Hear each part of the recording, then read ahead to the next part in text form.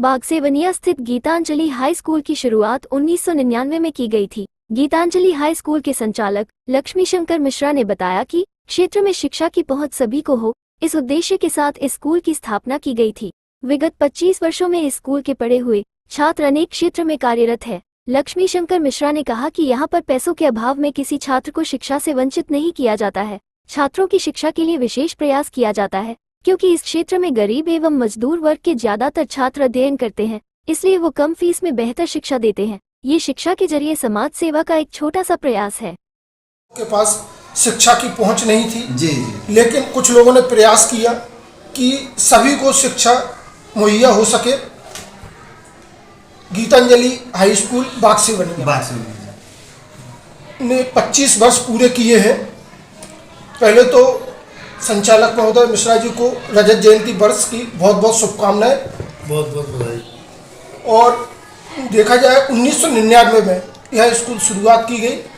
जो शुरुआती दौर था, जिस तरह का संघर्ष आपका रहा, उसके बारे में जानिए। शुरू में तो माने सर यहाँ पे जो है ना बहुत माने रोड वगैरह नहीं थी और नालियाँ भी नहीं थी, तो आने जाने की थोड़ा सा दिक्कत थी पहले। लेकिन अभी तो काफ़ी कुछ ठीक हो गया, नाली वगैरह बन गई, रोड बन गए, आने जाने का मेन रोड से आने जाने का रास्ता भी अच्छा हो गया है। लेकिन जिस समय आपने स्कूल शुरू किया था, हो सकता है अगर आपका स्कूल नहीं होता तो काफ़ी बच्चे शिक्षा से वंचित रह जाते। बिल्कुल सर, रह जाते हैं, बिल्कुल। तो आपने जो प्रयास किया कि एक स्कूल ऐसे क्षेत्र में दिया कि यहाँ शिक्षा की पहुँच हो सके। जी जी। अभी हाल ही में बोर्ड परीक्षा परिणाम घोषित हुए, 10वीं का रिजल्ट क्या कैसा? 10वीं का सर हमारा ठीक रहा, 80% रहा है। और 8वीं का?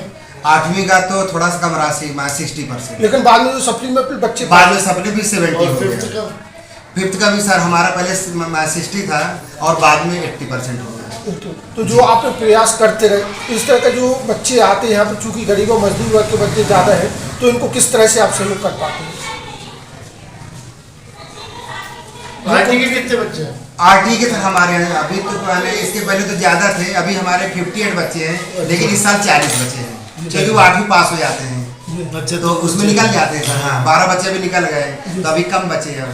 अब इसके बाद वो तो जो बच्चे आए, कई बच्चे छोड़ भी देते हैं।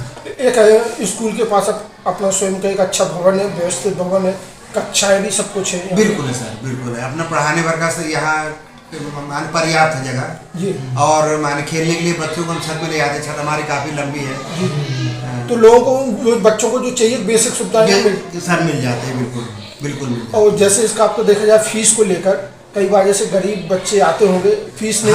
हाँ सर, उसमें क्या करते हैं, जैसे माने किसी के 3 बच्चे हैं तो उसमें से हम एक का माफ करते हैं, अब बाकी आरटी वाले रहते बच्चे उनका भी कर देते हैं। मान लो कोई गरीब भी है, मान लो उसका 7,000 रुपये बना साल का मान लो अपन लेते हैं, तो उसमें मान लो उसके बाद नहीं है तो उसकी 50% भी कर देते हैं।